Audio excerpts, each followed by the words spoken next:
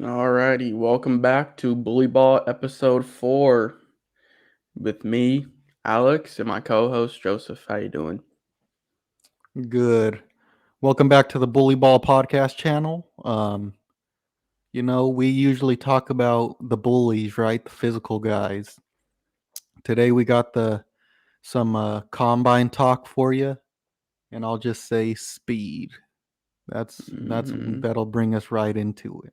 Yep, this draft class, man. Something different for sure. Something different. Alrighty, we'll jump into our weekly roundup, cover the stuff that's been going on with the Niners throughout the week. So I think one of the biggest things definitely that happened this week is the 49ers signed Brian Griese as the quarterback's coach. Brian Griese played with Mike Shanahan in Washington, I believe. Um, so they have a relationship there. I think Kyle Shanahan listens to Mike Shanahan a lot, so I'm sure this was a recommendation from Mike. I know it was getting a lot of pushback because he's never been a coach before, but just trust Shanahan. He's done a great job of bringing up these coaches. Always getting poached. A 49ers coach is destined to get poached from a different team fucking, you know, every year. So just trust the process.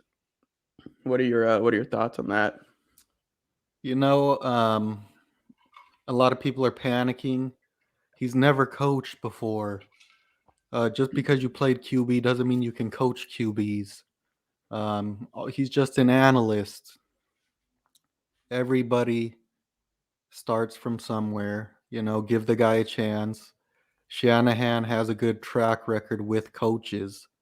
Look at all of his coaches that have now become head coaches or into higher positions elsewhere. Um, and obviously, if he brings him in, he's not trying to hurt Trey's development. He obviously has a reason for bringing a guy in. He's not going to try to sabotage him. Yep, I agree. It is interesting, with Trey because he is the quarterback's coach is going to play a huge factor in the development of Trey Lance. So that's interesting, but I trust in him. We brought in John Lynch from a commentator role. He was never a general manager before, and I get it's different. Being a coach and general manager is different. Just trust the process. They've done pretty good so far with coaches, so just keep with it. Next thing, Bobby Turner is taking the year off to recover from a operation. He did this a couple years back. I don't think it was with the 49ers, maybe with the Falcons. So he is expected to be back next year, but he is older, 70 years old or so. So it's not guaranteed that he'll make it back from that operation. But still, it's good to know that he's not just retiring, just cutting out. You got any thoughts? And Anthony Lynn too is going to come in and just plug that position out of, I would assume, like seamlessly. So they did say that uh, all the coaching positions have been finalized, just not announced yet. They said they're going to announce them in the coming weeks. So we should start to hear more about who's filling in. They lost like 8 coaches at various positions. So we should know soon enough.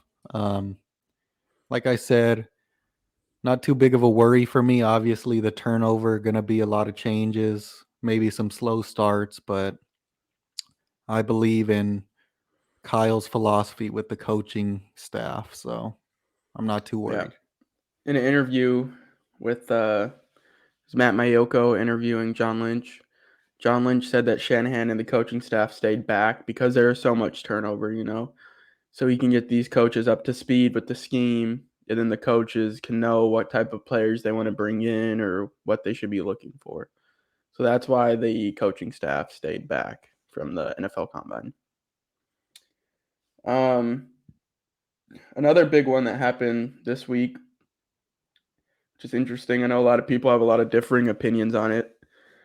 Jimmy Garoppolo decided to have shoulder surgery on a capsule in his shoulder, which comes with a 4-month recovery timeline. Joe, let me get your opinion on that because I know you were pretty heated when that news came out. You know, it's It's interesting the timing on it. I'm not gonna assume or say anyone had malicious intent or to try to kind of force what they wanted to happen, but it was just interesting timing. You hope the guy has a full recovery, and you also hope that it doesn't hurt the 49ers return in value, but it definitely is going to, which is unfortunate. Um, he didn't need surgery on the thumbs, which they thought he would. He needed shoulder surgery, so you take one, you give one, whatever. It is what it is. Yeah. And I saw something too that said I don't think Jimmy would intentionally do this, to kind of manufacture his way into what he wants, because if the Niners end up cutting him, he's only getting 7 million this year from an injury guarantee compared to the 26 mil that he can get if he's traded. So But the timing is the, weird. The timing is very weird. But I think the Niners will do right by him with the trade. So I don't think it was malicious. but you got to remember he gets that 7.5 guaranteed, gets to pick his next team because now he's a free agent, Yeah. and he's still probably going to get somewhere in the 10 to 18 probably tops market. So, you know, Yep. And my next topic from the weekly roundup kind of piggybacks off of that. 49ers gained 3.6 million in salary cap credits for 2022 because incentives for certain players weren't hit in 2021. So I believe that puts the Niners at 1.5 mil over the cap currently. So I think the Niners will find a way to cut down a couple million, and which will end up leading to keeping Jimmy G past the start of the new league year. I still think he'll get traded, but I think he'll still be on the team at the start of the new league year because you only got to cut 2 mil. You can hit that with restructures of like Jimmy Ward or some players like that. Eric Armstead converted to a signing bonus. So I'm expecting Jimmy G to still be on the roster at the new league year, but I do expect him to get traded as well. there was actually about 30 minutes ago, we're recording at 12 noon Eastern time. About 30 minutes ago, there was a post that came out on Bleacher Report saying Jimmy Garoppolo rumor to the Saints is one that came up big at the combine. I when Drew Brees, well, that was a lot. Well, with like the Jameis thing, the injury and all that, and then like Taysom, I thought the Saints were a dark horse, but with their salary cap, I was like, there's no way. But they got like way under now with all their Oh, did they maneuvers. really? Yeah, so Oh, geez. that would be an interesting one. Yeah. I mean, it'll be interesting to see I think if they end up trading him to like the Saints, it'll tell how scared you could say the Niners are of Jimmy G. Because if you have one of those generational quarterbacks, but they would like want to trade no matter what, like an Aaron Rodgers, you're gonna trade him out of the NFC. You're gonna trade him to an AFC team. So I think if the Niners end up trading him to like the Saints or the Bucks, you have a good chance of playing those teams. I think that kind of tells you what they think of Jimmy G personally. I also think at this point they just are gonna take whatever the highest return is because they are not in the best position. And for some reason, it seems like the most teams that need a quarterback are going to be in the NFC this year, or at least that want like a vet. The Yeah. Commanders, Tampa, Saints, Panthers, teams like that. Steelers, you never know, but like we said, it's going to be an interesting one with the guy. We'll see. We'll see what happens. I saw a report too that the Broncos were interested in like the quarterback market, looking around a lot. So that's very interesting to me. There's something else I wanted to ask you, but I forgot about Jimmy G. Oh, it was John Lynch's comments earlier in the week saying that the Niners have budgeted certain ways to keep Jimmy G if it came down to that. But my pushback on that was John Lynch had to say that. If he didn't say that, he would look desperate. Like, no, we need to get rid of him, and then teams are going to be throwing low ball offers at us.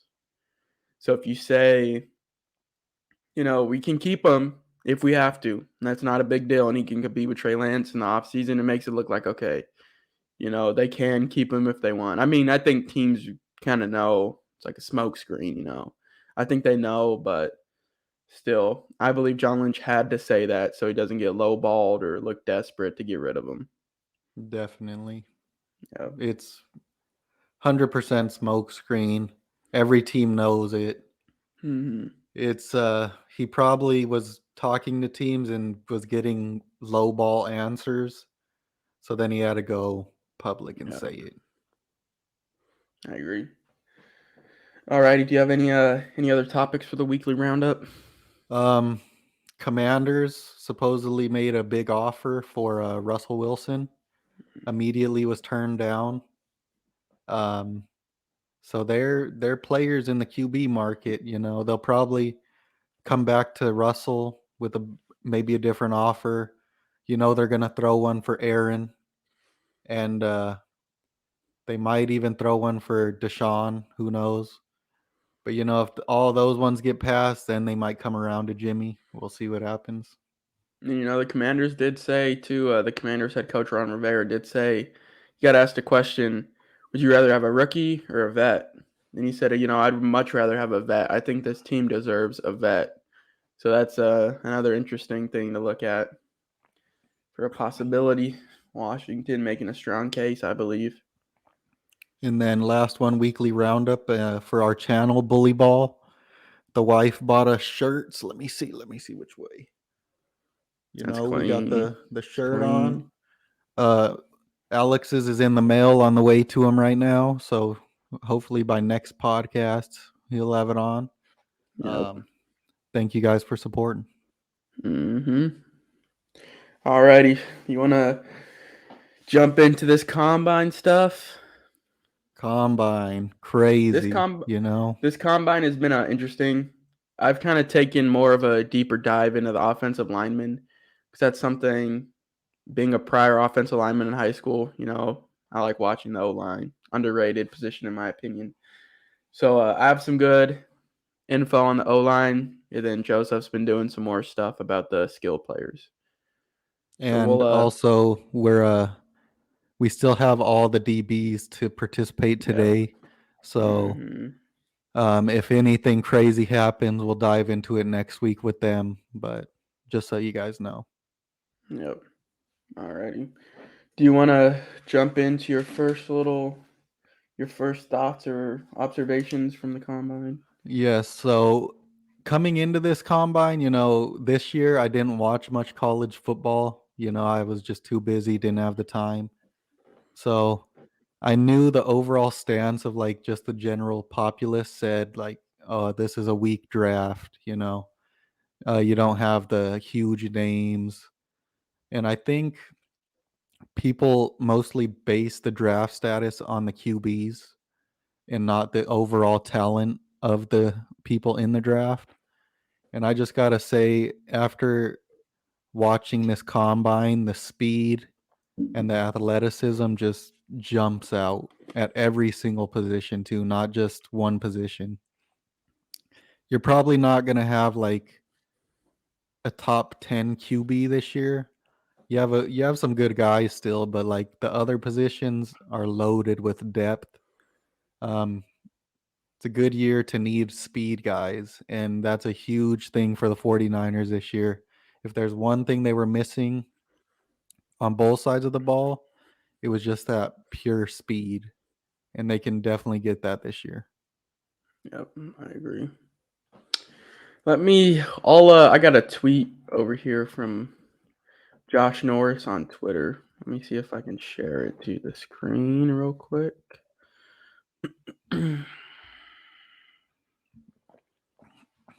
So again, this is about offensive linemen, which I've been taking a deep dive into. All right, can you guys And see that? what? Yeah, I could see it. And while I Okay. said there's a bunch of speed guys, don't discount. There's physical dudes in this draft too. Like you need some bullies. You can get some dang bullies at every position. Yep. So this is a tweet from Josh Norris. He says, your team should target every offensive line prospect that runs a sub 4.47 short shuttle. Short shuttle is the 20-yard shuttle. Over the last 10 years, only 24 players have hit that time at the combine. They combined to start 84% of their career games, including gems like Kelsey, Jason Kelsey, center for the Eagles. Paradis, I believe he plays for the Bills, and Leno. So below are those players that have ran that sub 4.47 short shuttle. Little list down here. Andre Dillard still in the league. Eric Fisher, Jake Matthews. I don't think they end up turning out to be as good as they thought, but they're still decent.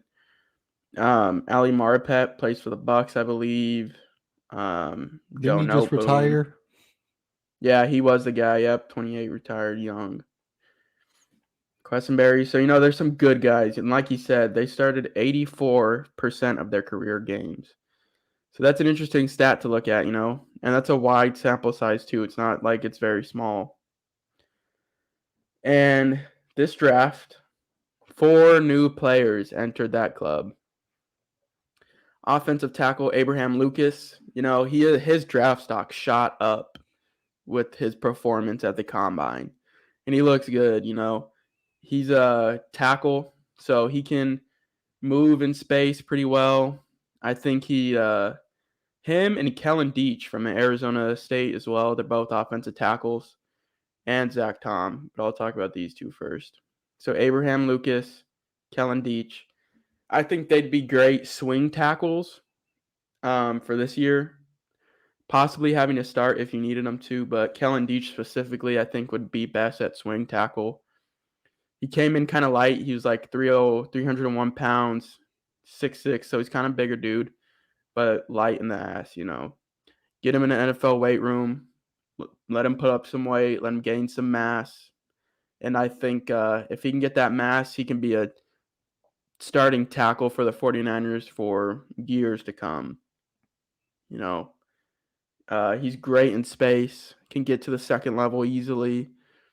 Perfect. He's perfect. He's like the ideal tackle for the 49ers offensive scheme, in my opinion. So those two guys are people to keep your eyes on in this draft. They're at around like a second, third, fourth round value right now. Late second, early third, somewhere around there, I would say. And then this is my new draft crush right here. Zion Johnson, offensive guard, Boston College. I looked up his bio in PFF, and they said that he has shades of Laken Tomlinson. Very athletic, has the perfect just guard build, broad, can move dudes, is nasty. He's a bully. He is a bully, just like our podcast name, Bullyball. He fits it to a T. Um, I don't think he'll get out of the first round, especially after how he performed at the combine. So, but that is somebody who I like a lot. I think he'll be an all-pro offensive guard or center for years to come. I guarantee it. And then Zach Tom, I haven't done too much research on him, but pretty athletic, from the time 4.47. So those are guys to keep your eye on. I really like Kellen Deitch, Abraham Lucas, and Zion Johnson. I think those guys would be great for the 49ers with the second or third round pick. I heard Um, Zion Johnson really what vaulted him to the first round was his Senior Bowl. People were yeah. saying he looked like one of the best O linemen there. That's my draft crush right there. I'm pretty sure he that Abram, what's his name, Abram Lucas. Yep, Abraham I, I Lucas, Washington I State. think he was also at the Senior Bowl. Yeah, he I think was. I saw people posting some clips of him too. Yep, he's legit. There's a tweet by Brad Graham on Twitter. He's a 49ers, covers the 49ers. And it was of Abraham Lucas blocking The guy Drake from USC, Jackson. right? Yeah, Yeah, I believe that's his USC. name. And like he stonewalled him. So, like I said, if you can get one of those two guys, kind of throw him in a swing tackle because you still have Trent Williams and you still have McGlinchey if he comes back healthy. And then that next year, bring him in with some weight on him. I think they'd be perfect fits for the 49ers. Gets me excited. It was unfortunate. My guy, Daniel Falel, the huge guy Yep. from Minnesota, the tackle.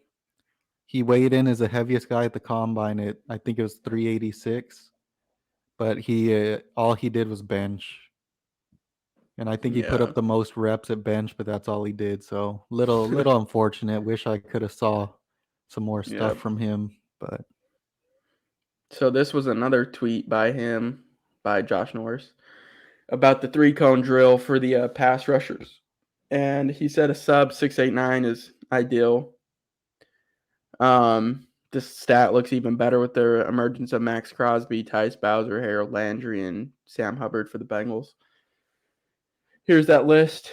You have Jordan Willis on here, current 49er. free agent. Yep.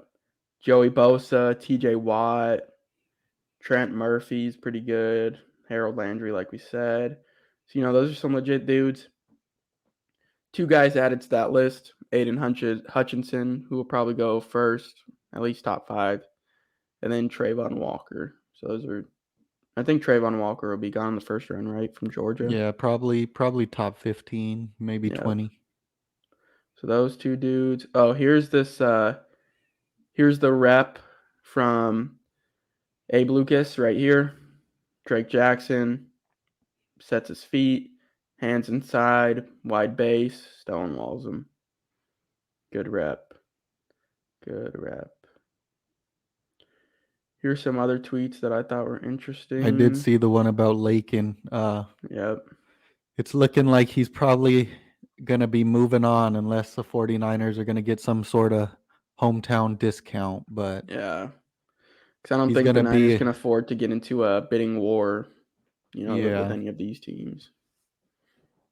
And then Jeremy Fowler reports that the Niners are expected to be interested in veteran corner Charvarius Ward. He also mentioned that they would explore signing Stephon Gilmore. And like he says, we're going to be plugged into the veteran corner market this offseason. I know another one that a lot of people are liking right now is Casey Hayward from the Las Vegas Raiders. Veteran guy. He had a good season this last year. All these guys did. So I think that's interesting. I think that's a good move too, Get an older body in there because you have Emmanuel Mosley, who's relatively young. You have Ambry Thomas, who's relatively young too, second-year player. So, you want to get a vet in there that has some experience, can push those younger guys, possibly take a starting position, and I'm all for it. I think that's the way to go. I agree. You're probably not going to be able to afford one of the top guys. Yeah. I know everyone wants JC Jackson. We're not going to get him. He's going to be cost way too much. Stephon Gilmore, I would love him on like a 1 year, but he has those injury concerns, and someone's going to overpay him. We just we're tight in the cap. Gonna have to work around that. Mm-hmm. And then this was Fred Warner on Trey Lance. He said, I'm really happy with what they did in terms of his plan, letting him sit behind Jimmy, learn the offense, the system, how to be a pro. He's got the right mindset. He did come in at like I'm the third pick. He knew where he didn't come in at like I'm the third pick. He knew where he stood. As his confidence continued to grow throughout the year, I think you started to see how those wow moments that we all talk about in the practices, example, those tweets that got leaked, the highlights that we showed in the last episode, right? Yep. If you We haven't seen showed those him. highlights, go take a look at the last episode. They'll be in there. Um, he then continues on. Going against the kid in practice made me a better player. I think all the defensive players would say the same thing. I'm really excited about him. His ceiling is really, really high. It's in his hands and whoever is helping to progress because he's very young. You can't put the entire burden on him and say you have all the tools, you better develop it and lead this team to 6 championships. And I think that's key right there, you know. He is going to have a lot of pressure on him, but it's going to come with the ups, with the downs. So just give it some time. It'll work itself out. All right. I think that's all my tweets that I have. Abe Lucas again, like we said, keep an eye on him. Kellen Deitch, keep an eye on him. I think we're going to do a mock draft at the end of the pod too. So stay tuned for that. See if we can snag one of them there. Zion Johnson, draft crush, going to be an all-pro. Calling it now. So I would like to say, the 49ers, every player that has been asked, oh, how'd your meeting go with the 49ers? Everyone has just given like rave reviews. They love talking to the team, whoever the team has there. So that's always a good sign. And the 49ers are meeting with a bunch of the players we talked about last week. I saw Boye Mafe, my guy Marcus Jones, Christian Watson. yeah, Christian Watson. Who else? J. Sanders, Cincinnati. Yeah, they're meeting with a lot of the dudes we said, and that's a good thing. But you got to remember as well, the 49ers often meet with a bunch of dudes, and then they take the guy they never met with. They've done that for the past couple years as like a smokescreen. But it's a good sign. We're on the right track. They're looking at all the right people, in my opinion. So that's a good sign. Yep.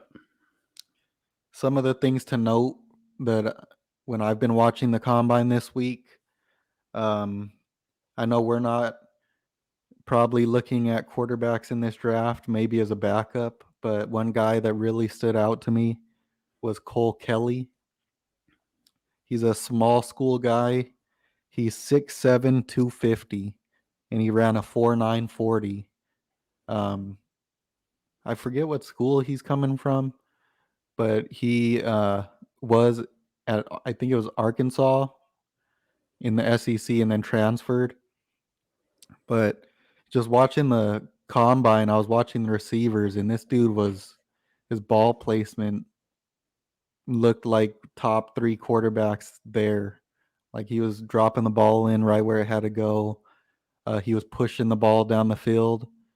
So teams that need a quarterback, that's definitely a dude I'd look at in the later rounds. My guy Eric Uzama, little disappointed he didn't run a 40. Felt like he don't look like a fast guy, so maybe that's why he didn't run, but that was a little disappointing. I saw he played running back before, so I'm Mm-hmm. sure that as Shanahan's salivating at the Yeah. thought of that. It's kind of, it could be a good thing, could be a bad thing he didn't run, Maybe he was going to run super fast, and this could keep him lower on the boards, but who knows? Alec Pierce, wide receiver from Cincinnati. He's a big guy. He's 6'3", 211.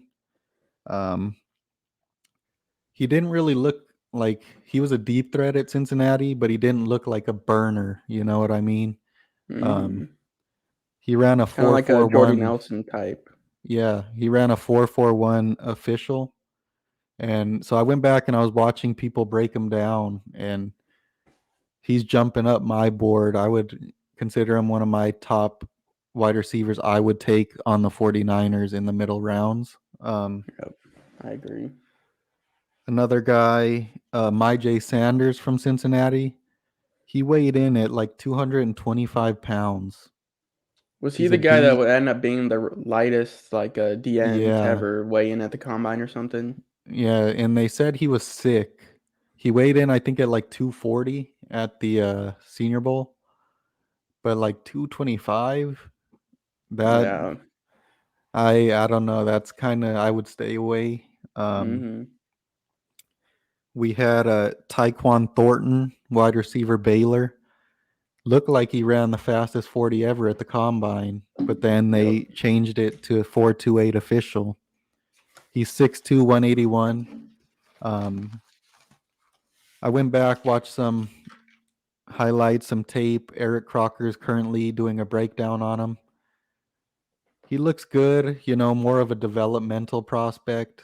I really didn't see the speed on tape as much as like he ran at the combine, but could be a nice later round guy. And then Amari Barno from Virginia Tech. He's a D end. He's 6'5", 246, and he ran a 4.36. Fastest time ever by a D end at the combine. When I was watching him before the combine, the athleticism jumps out on tape. The speed jumps out, but he has good size. But when I was watching him, he gets pushed around like he's not strong enough. So that's something I'd look out for. Could be a good pass rushing guy, but he definitely needs to get stronger when he gets into the NFL. Um, and then last thing I'll say at the combine.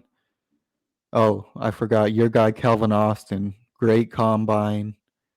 I think I was you gonna. said he was 5'8". I'll touch on that. All right, yeah, I'm because I gonna don't have anything go written over some of down. these dudes. Yeah. Um, Last thing I'll say is the D tackles were moving. These dudes 350 pounds, 340, running like 4.8s. Jordan Davis gonna go like top 15.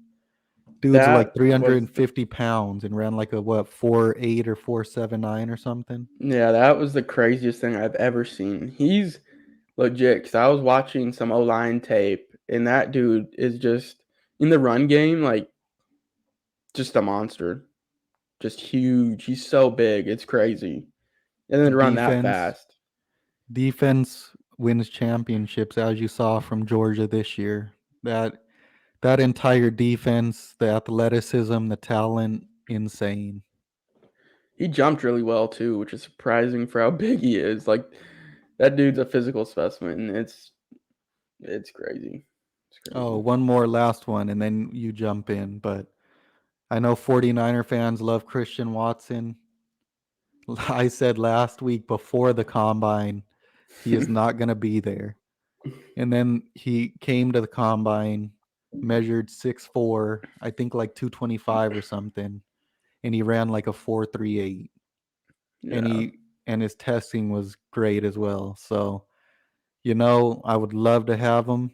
He's probably he'd be my first wide receiver at our pick, but he's not going to be there. There's no I way. agree. All right. So I just want to go back and touch on some of the prospects we said to watch out for last week and last episode. Like we said before, if you guys haven't seen them, go take a look at that episode. So Calvin Austin he weighed in at 170, a shade under 5'8", 30-inch arms, 9.25-inch hands, 40-yard dash, 4.32, super fast, blazing. That's what I thought. 39-inch vertical jump, 135-inch broad jump, 6.65, 3-cone, and 4.07 20-yard shuttle. I think the main thing to look at is that 4.32 40. That burner. Like we said, he can be that returner. He can stretch the field for the Niners. He was my draft crush last week, and I said that he was one of my favorite guys that I'm going to be looking for, and proved me right, in my opinion. And also, one thing on him is Sauce Gardner, probably a top 10 player in this draft. My guy, Marcus Jones, the corner I like from Houston. And there was one other draft eligible guy, I forget who it was, all said that Calvin Austin was the hardest receiver to guard that they played against this year. And you have to remember, Sauce played Alabama. So he played Jameson Williams and all those dudes, Mechie. So that's one thing to know with the guy. Yeah.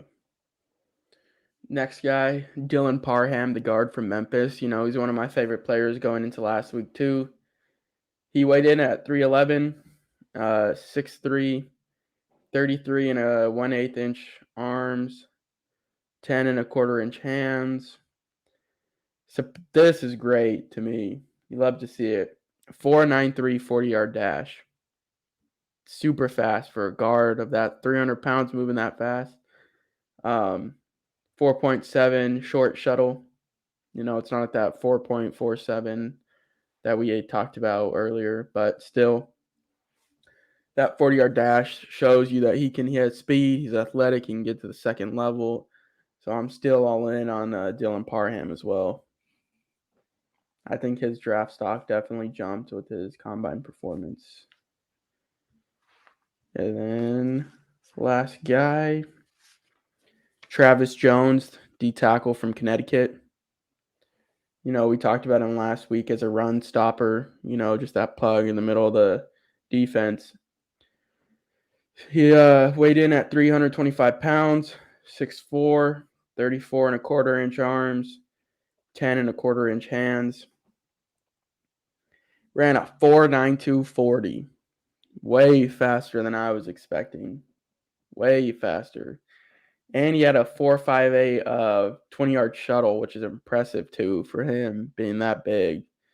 So that's definitely somebody I'm keeping my eye on. Like, he helped his draft stock incredibly. Very impressive. Yeah, he's shooting up boards after the Yep. Senior Bowl and this combine. He's shooting up. Yeah. I think, let me see. I wrote down some notes on some of the guys too. Do you have any other players that you want to talk about? Yeah, one I forgot about is Arnold Ebiketie from Penn State, edge rusher. He's kind of a smaller guy. He's pretty fast and explosive. He did great in drills. Like his fluidity, his speed showed off. Didn't run a 40, which was one thing I would have liked to see. Just the 40, it's not about how fast you run it. You just want to see if what you see on tape translates, especially in that 10-yard split. That's the huge thing for edge rushers. I'm pretty Yeah. sure Nick Bosa, had an insane 10-yard split. All the top like edge rushers in the NFL do have insane 10-yard splits. So that's just another thing to keep an eye out for. Yeah. Some guys that I missed on. We talked about Kellen Deitch with that 20-yard shuttle and how he had a great time. His 40 time was a 4.89 40, which was fastest among O linemen. He weighed in, like we said, at 301, so he needs to put on some weight, but definitely a guy to keep an eye on. Another guy that I really liked was Luke Fortner, center from Kentucky. He's good at getting to the second level. He's athletic. He can play guard or center. Moves well in space, but he can overextend at times. He ran a 5.2 5.40, which is decent. Because I was looking at it, Lakin Tomlinson ran a 5.33 40, I believe. So if he can make it work, Fortner can make it work as well. Let's touch on some of the guys that you want to see, some of the DBs that you want to see perform coming up today. Yeah, DBs, Jalen Petrie, safety from Baylor, uh, he's a very athletic guy. I think I saw his measurement today. He was, I believe, around 6 foot, like 210, 205 or something like that. Want to see how he performs out there today. Um, my guy, I would like to see Michael Wright, cornerback from Oregon. Um, Also, their safety, Verone McKinley. He's a ball hawking safety. I'd like to see him today. And then my guy, Marcus Jones. Definitely want to see his 40 because he's the kick returner, punt returner, slot guy. Feel like he should run very fast. And then the other guy. What's his name? The guy we drafted last week in the second round, the corner, SEC guy. Roger McCreary from Auburn. Yeah, Roger McCreary. I want to see how he performs today Yeah. as well. So I have this NFL draft prospect profile thing up right now, and it has Petrie listed at 5'11", 198. All right. And I was looking into Petrie too this week, and I didn't know that he was solely a slot cornerback this year. You know, he got most of his reps in slot. So, and they said he was a little bit undersized. So I'd be curious to see if he can actually play the strong safety spot if Tart was to leave. Because he's more of like a Jimmy Ward build, you know, that's who a lot of Yeah. people compare him to. So I don't know if he could really play in the box at his size. Yeah, no, I'm not. I wouldn't draft him to play that. Yeah, so that's something to keep an eye on. Some guys I'm interested in watching perform today. Lewis Sine, safety from Georgia. He's a great box safety. If you look at his highlight reel, that dude is a hitter. You know, I like Lewis Sine a lot, but he lacks speed. So I'm curious to see his like 40, you know, his 3 cone, those like agility drills. I'm curious to see how he performs there. Roger McCreary as well. Interested. Marcus Jones. Another guy I'm extremely interested in for safety if Tart leaves is Carrie Joseph, safety from Illinois. Dude's huge. He has super long arms. He's a ball hawk, great tackler, but they say he lacks like vision and watching the routes and everything because he hasn't played much. I think he had like 5 turnovers this last season. So that is somebody I'm going to keep my eye on. I'm trying to pull up his profile right now to give you his measurements. Is his name? It's not Carrie Joseph. Is it Kirby? I think it might be Kirby. Kirby.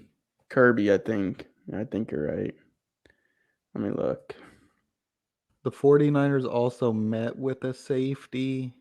Um, trying to From Texas pull him A&M, up. right? Yeah, Texas A&M guy. I think his Leon. name Leon something. Yeah. Let's see.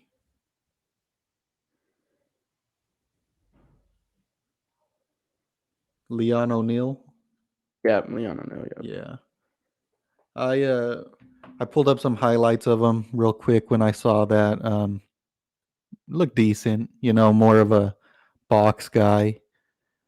Keep an eye out for him since the 49ers met with them, but that's Yeah. all I have about him right now. Didn't really watch much. Yep. You want to pull up a little mock draft real quick to close this out? You got Yeah, anything else you want to touch on? Nope. Coming now that the combine is coming to an end, I feel like we should start to hear and see more rumors about the 49ers plans moving forward with trading Jimmy, stuff like that. All that stuff starts to come out pretty much right after, because is it next week or the following week when free agency starts? I think it's in 2 weeks, right? It's on the 16th, so 10 days from now. It's on the 16th or 17th. Yep. So we should start seeing a lot more, the restructures, clearing cap space, because they got to free up the money for the free agents. It's coming fast. 49ers usually heading into free agency, they take the slow route. So you're going to see a lot of the big names going fast. Yeah. 49ers don't move fast. So just be ready for that. Um, they might pick up some guys you never heard of. They know what they're. Give the guys a chance. Probably overpay for some All right, players, let me even though throw they this like on the seem like they do screen. that every year. While he's pulling up that mock draft, some tweets that I just saw on Twitter right now from Brad Graham. He's not like an insider or anybody who has inside sources, but he's pretty he puts out good content for the Niners. He says he feels like a Jimmy Garoppolo trade could be announced very soon, so that's interesting. And Javier Vega, he's the one that put out those Trey Lance practice highlights. He says, I want the Niners to trade Jimmy to Indy for Rock Ya-Sin and a fourth. Be interesting. Get a little corner action in a fourth. I think that'd be pretty good. All right. Can you see the screen? Yep. All right, let's see who went in the second round first, just to see who could, possibly be available if someone takes a different person. You know what I mean? People fall. Um, there's Arnold Ebiketie at 38, the guy I was talking about. Perrion Winfrey, Dude's a beast. beast. You know, I know nobody wants to take a D tackle. That dude is a monster. There's your guy Zion Johnson at pick Yep. 45. Drake Jackson, the pick before. Yep. There, Jaquan Brisker, great safety. I think he's a first round guy, but he's a great safety. Leon O'Neal, that's the guy the 49ers met with. I'm pretty sure you spoke on Darion Kendrick last Yep. week, right? Mm-hmm. There's our guy Jalen Petrie. Petrie. All right. Fedarian Mathis, another good D tackle to pick before us. So let's see who we got here. Um, Isaiah Likely, people love him. They think he's a tight end one. Um, Probably wouldn't be my pick here. David Bell, a wide receiver. People are comparing him to like a Debo style. Uh, I'm not too high on him as of right now, personally. There's my J. I'm avoiding him at this Yeah. point. The size concerns me. I wasn't too high on him in the first place, but yeah, I'm avoiding him. This is my guy at this pick. If he's there, that's who I'm taking. Roger McCreary, SEC corner. He was covering the One best guys all year. 1 second. I was looking at some stuff on PFF, Mm-hmm. and they have a breakdown of McCreary. They said he's a good slot corner, good in the press man, and he's not that great in zone, which is interesting because the Niners run zone a lot. I think towards the end of the year, though, they started running up like some more, but still, so that's something to monitor with that. Yeah, I know he's a good man corner. I just think he was played great against great receivers. That's why Yeah. I like him. Yep. I don't base it on the scheme because I'm not an actual coordinator or Mm-hmm. analyst. But Darian Kinnard, that's a no tackle. A lot of people are high on. Have you done any research on him? I haven't looked into him yet. I have not. I'll have to look into him for the next pod. Boye Mafe, a guy I'm high on. I know you're not high on him. I like his speed. I probably wouldn't take him here because, in my opinion, I think the 49ers, they need a speed rusher, but they don't need a starting D end, in my opinion. What do you think Yeah. about him? He didn't really move the ticker for me that much. He played more of like a 3-4 outside linebacker. You'd see him in coverage sometimes. And the game that I watched, he wasn't getting much pressure. He was getting stonewalled. Like, he didn't really do much for me. So it's a hard pass, in my opinion. All right, and then Kyler Gordon. He's a guy that they say is probably going to have like one of the best combine performances at corner. I haven't watched much of him at all, so The I little I breakdown I got of him was he's fast. So, like you said, he's going to have a good combine. Versatile. He said he's bad in the zone with his eyes on the quarterback a lot. But I think that's something you could fix, coach that up. yeah. They said he's not going to impress, but that wouldn't be that much of a worry for the Niners because I don't feel like we press that much. Your guy Abram Lucas right here. Yeah. We got our guy Travis Jones. I think he would be a great pick right here. Who would you say? Yeah, I would probably go either Kyler Gordon or Travis Jones. I like Abraham Lucas a lot, like I said, but I don't think you would take a swing tackle with your first pick, especially if DJ Jones is going to be gone, which I assume he is. So I'm going to go Travis. All right. Yeah. So you would take Kyler Gordon over McCreary? Yeah, I mean, I haven't watched too much of him, but just based on those breakdowns that I have seen, I would probably go Gordon over McCreary. All right. All right, we'll take Travis Jones. I agree. If DJ Jones is gone, this would be a great pickup. Replace You Jones with know, Jones. the thing is with Travis Jones is he well, let's say this first. With DJ Jones and all of our other interior D linemen, they were pretty good at winning one-on-one battles and getting pressure on the quarterback, whereas Travis Jones is going to collapse pockets. And that's one thing the 49ers weren't good at this past year is actually collapsing the pocket on the quarterback. They were better at winning one-on-one. And when they didn't get the one-on-one matchups in their favor, they usually didn't get pressure. So that's something I'd keep an eye on this next year. What do you think about that? Yep, I agree. I agree Oh, 100%. Look who my went the pick guy. right Yep, before. he almost fell back to us. So Yeah. Christian Watson fell to us here. It's a no-brainer in my opinion. I mean, you have Alec Pierce right there too. We talked about earlier, but Christian Watson, how his height and weight, and then his speed is, and like it's the perfect wide receiver pick. He has the camaraderie with Trey Lance. It's the perfect pick. Yeah. So I He won't agree. make it here. Realistically, he's not going to make it to the third round. Yeah, So there's a chance he makes it to our second pick. I don't really see that. me But neither. if he made it here, you're taking him. Yeah. Realistically here though, like in the actual draft, I would look at Alec Pierce, my guy Uzama here. Um, Let's not take Watson. Let's keep it somewhat realistic because he's not going to hey, be you there. you never know. Well, let's keep it realistic. He's not going to. All Well, right, let's. so So I would. So if you had to pick between Pierce and Uzakama, who are you taking? Justin Ross, did he run a 40? Did you see? Let me look. I'll look it up real quick. Because he's a big dude. He was the best Clemson receiver that one year with, I believe it was T. Higgins and Renfro. But then he had that neck injury, kind of derailed him. Yeah. But if he's 100% healthy, he's 6'4". I don't know what he ran though, if he did run, and if he's even healthy. He did not run.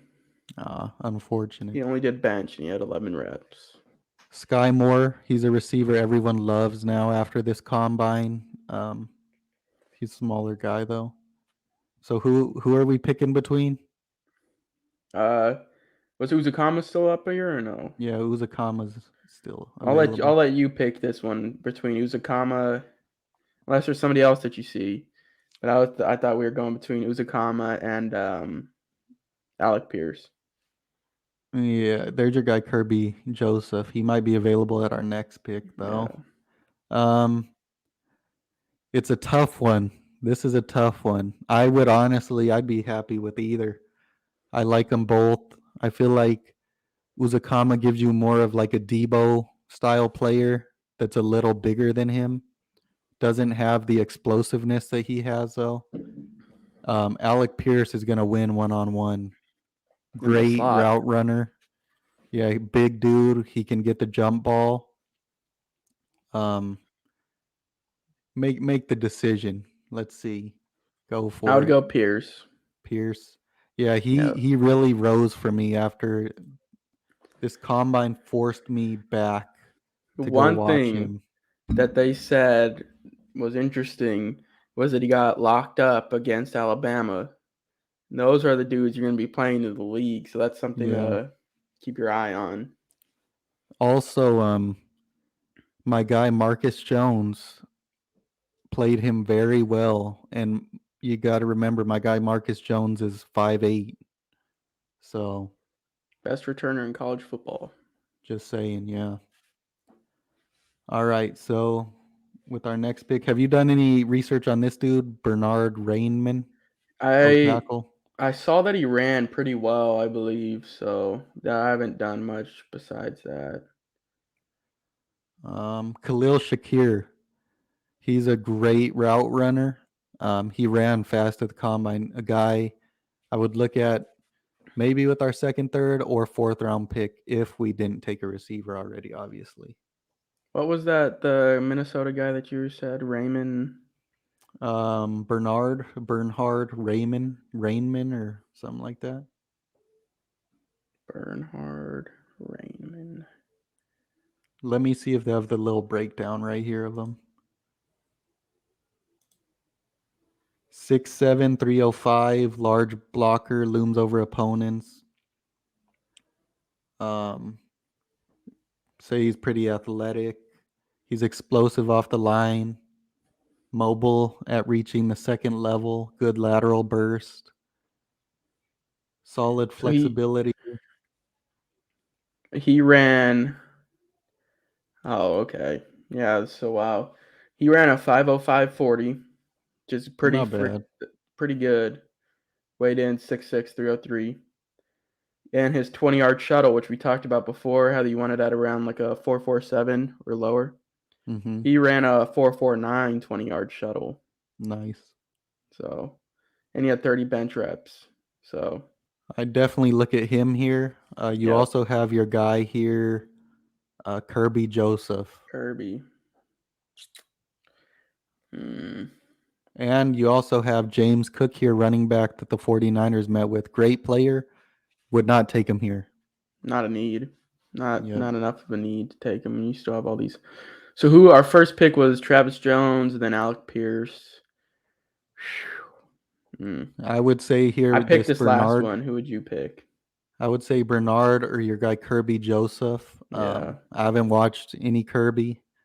You think he's worth it here, or you think we should go with the tackle? I'd be fine with either. You pick. This is up to you. This is your. I picked the last one. Let's say that let's say Tart leaves.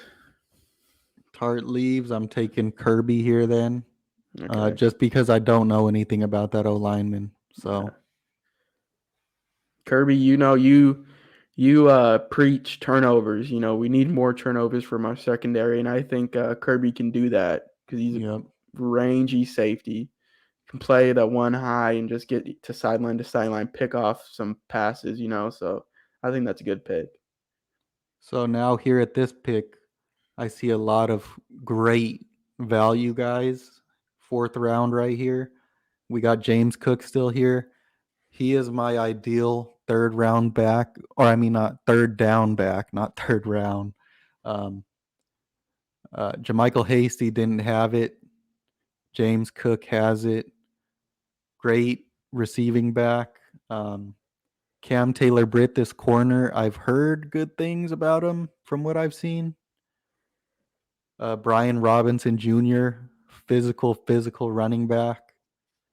John Ridgway is a good D tackle I would consider here if we didn't take one already. And your guy Calvin Austin. Yep. Cade Mays. Have you heard anything about him? Ogard, Mm-mm. Tennessee? No. No. Smoke Monday. Pretty good safety. He's Insane 6'2". name. He has good size. Definitely look into him. Brian Cook, safety, Cincinnati, another guy to consider. So we didn't take a corner yet, right? We took safety. Mm-hmm. All right, this is your pick, This one's hard. I haven't heard about a lot of these people. I still don't know about taking James Cook here just because Yeah, if not Mostert's back, you're not taking it back at all, in my yeah, opinion. even if he's not, you still have Trey Sermon.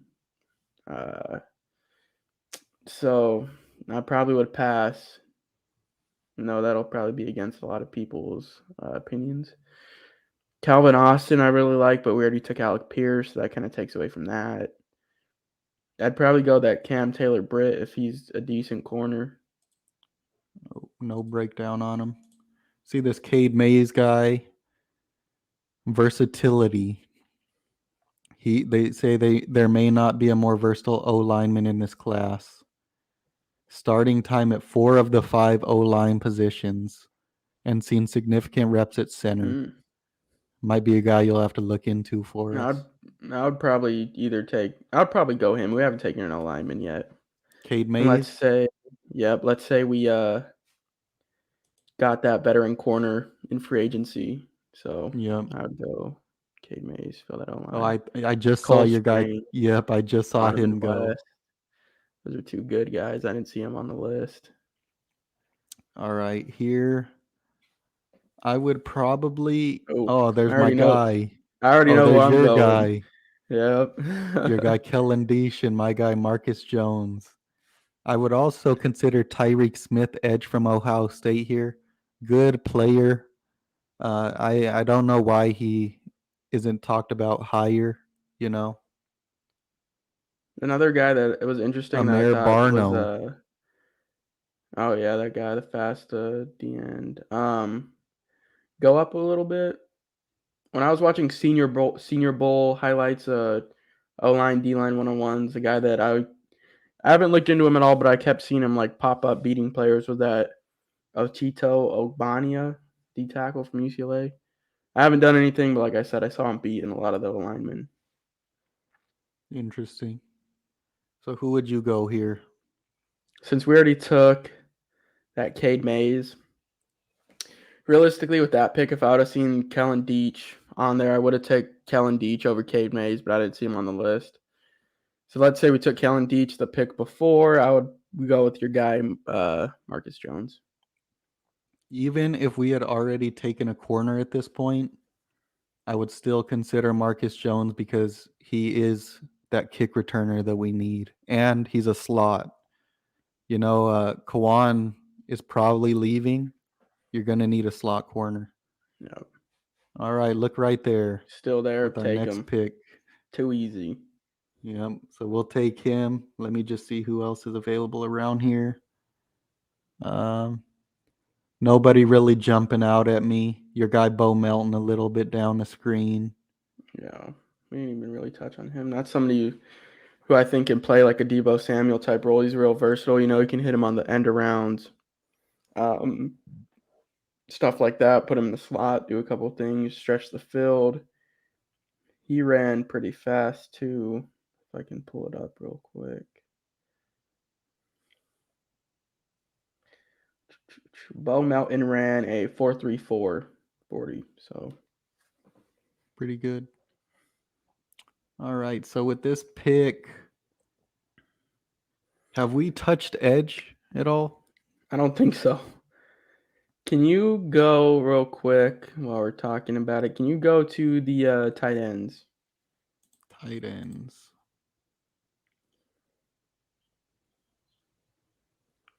Scroll down a little bit.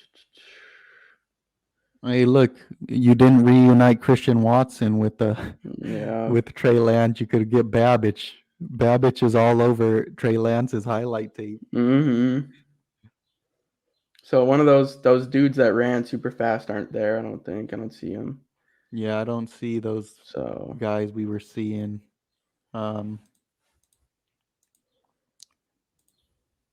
At this pick, I'm probably honestly, I'm taking my guy Matt. I guarantee you, my guy Matt Ariza is going to probably be the highest drafted punter ever. Bolds.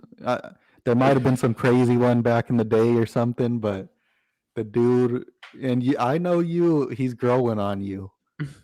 Tell the people what you think about him because they know I I'm mean, high on him. I haven't done much looking into him, but I've just saw some highlights today of him kicking like an 80-yard field goal, or not 80-yard field goal, 80-yard punt at the combine, and then he also had another punt from the actual season, and he was making it down the field on a punt coverage and laid some dude out. So it's interesting, I guess.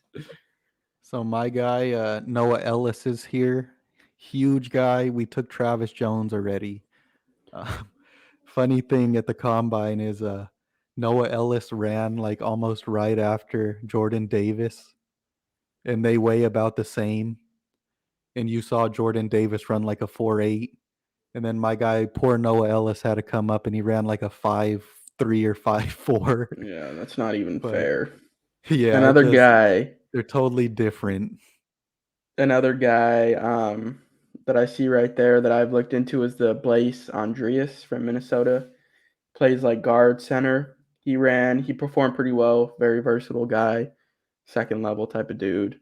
Um, Ran an official 5'1", 40, so that's pretty good. He was obviously shadowed by Philel, your guy Philel, the big dude. Yeah. But Blaise Andreas is another guy. But we already took a few offensive linemen, so Yeah, I mean, right here, I honestly, in the draft, I think the 49ers are probably going to be moving around because they have so many picks. Um, a lot of the guys aren't going to make the team. I think they're going to either trade into picks next year or they're going to use these picks to move up in the draft. Because at this point, they just have too many picks. I'd go Noah Ellis here or your Blaze guy, but we've already filled both of those positions. So yeah. we'll just take my guy Noah Ellis, I guess. And look, your guy Blaze is right here again. So Yep. take your guy Blaze. And then, to end it out, taking my guy because he's still here. I'm taking him every time. So, this draft, way different than our last draft. Yeah. Travis Didn't even touch Jones, edge. yeah, didn't touch edge. But like I said, I am probably one of the only, 49er podcasters that thinks it's not a big need for us this year. Um, Edge rusher was not the problem on the team last year. The 49ers, like I said, they won one-on-one, but they couldn't win by crushing a pocket. DJ Jones is great at beating guys one-on-one. They didn't have that guy like Tampa had, like those huge guys up the middle that are going to just collapse interior O linemen. And you did begin to see that later in the year when the 49ers run defense started to fold. Eric Armstead, DJ Jones, they're not those big huge guys that are just going to crush the pocket or like take on double teams and just hold their ground. Um, so I would, if Travis Jones was at our pick at 61, man, that would be outstanding. Mm-hmm. And then, This one you fill a bunch of needs that you fill every position that we need. You hit it pretty much. yeah, I mean, he slots right in. Um, Even if you retain DJ Jones, he does something different. You know what I mean? Can't forget about Um, Kinlaw though. Kinlaw will be back this year. Who knows how much you can yeah, depend on him, but he'll be back. that is true. Kinlaw could fit exactly what I just said. You know, Mm-hmm. um, Pierce. Even if you pick up a free agent wide receiver, Pierce does something that no receiver on our team does. Um, you could say Jawan's a big guy, but Jawan doesn't win the way Pierce wins. Pierce, he's climbing my board. Me too. Kirby, I'll let you speak on it. Kirby fills that need for turnovers on the defensive side. He's a playmaker, long, rangy safety, great tackler. Maybe if he was playing in the NFC Championship game, he would have caught that interception that Tart dropped. Who knows? Go ahead with Cade. Cade Mays, we just did the little research on him at the time. Said he's very versatile. Plug him in, let him compete for that right guard or left guard spot if Laken Tomlinson leaves. Um, I'm sure he could win one of them. And yeah, like So we said, a lot of people want to talk about the skill positions and like, oh, there's so much speed. You can't miss out this year. The 49ers could have huge and a lot of holes on the O line.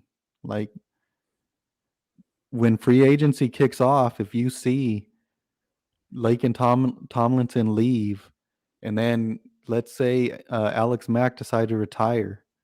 You got major holes. Your right guard was a huge hole this year. That You is a don't thing know. that popped up. Report was that John Lynch said he was optimistic that Alex Mack was going to return for this year. Obviously, Yeah, nothing official, but good to hear. but then yeah, right guard. You need an upgrade there. Um, Tackle, you and need then depth. tackle. Yeah, you don't know. McGlinchey couldn't. You don't know. That's a Yep, hole to me right now, if I'm being honest. And that's 3 to 4 of your O line spots in the worst case scenario. So it's Cade Mays fills one of those guard spots probably. hopefully Banks is something this year. All right, and then we got our guy Marcus Jones, just versatility. I think he could be a great slot corner in the league. Um, your guy Kellen Deitch, you Fills that said depth spot for the tackles. Very athletic. He could shoot. I don't want to say it, but he could probably beat out McGlinchey if he puts on some weight. But at the least, he's a swing tackle, a solid swing tackle, in my opinion. So you think he great could beat pickup. out Compton? Who can't? Who couldn't beat out Compton? All right, that enough said. My guy Noah Ellis, we took the guy earlier, but if we don't take a D tackle early, Noah Ellis is a run stuffer. Like that dude, he fights double teams. He's gonna stuff the run. He's not gonna do anything flashy, but he would be a great late round ad for any team. Your guy Blaze. Yep, fills one of those three. At least competes for one of those three interior offensive line positions. So good pickup, in my opinion.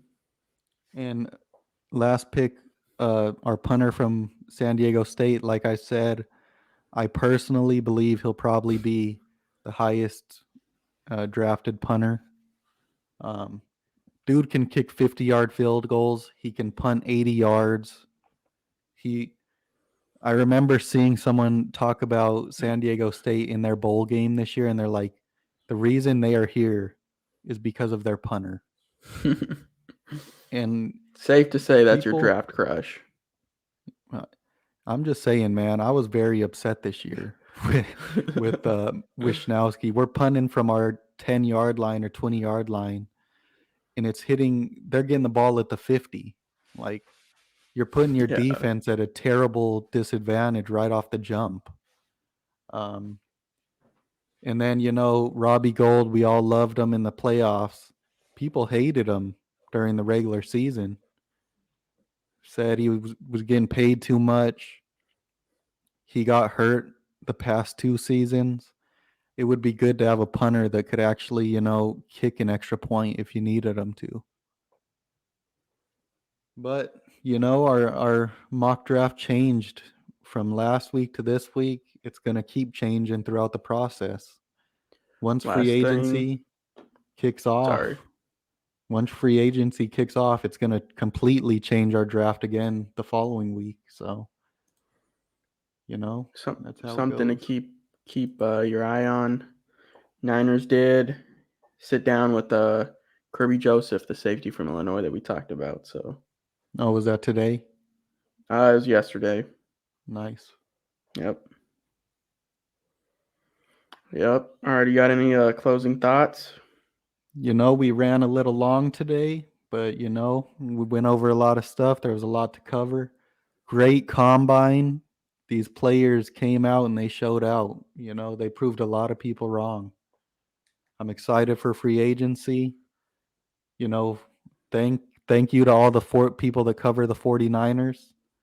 You give us a lot to talk about. They actually have time during the week and stuff to go over these people, break down the news, and then we can come on and talk about what they broke down on the weekend. So thank you to everybody.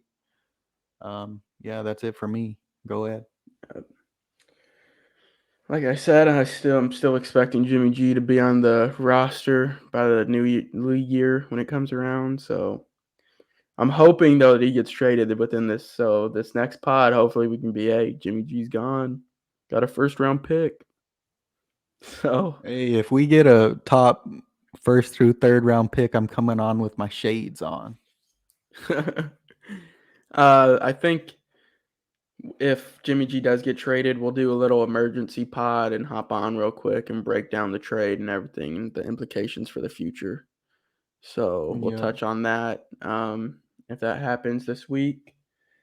Don't forget to like, comment, subscribe. Keep watching for us. We're trying to push out this content for you guys. I know it was a little long today, but just wanted to make sure we touched on everything. Yep, that's it for me. You all good? Yep. Everybody that watches, thanks for watching. We're trying to get this bully ball thing going. We're investing into the channel. We got the logo. We're getting the shirts on. Yep. Bubba, Alex, his nickname's Bubba. For those who don't know, he got the PFF membership. So we're trying to invest, keep you guys entertained, give you the news. Keep tuning in. Yep. All righty. Peace. Peace. We'll see you next time.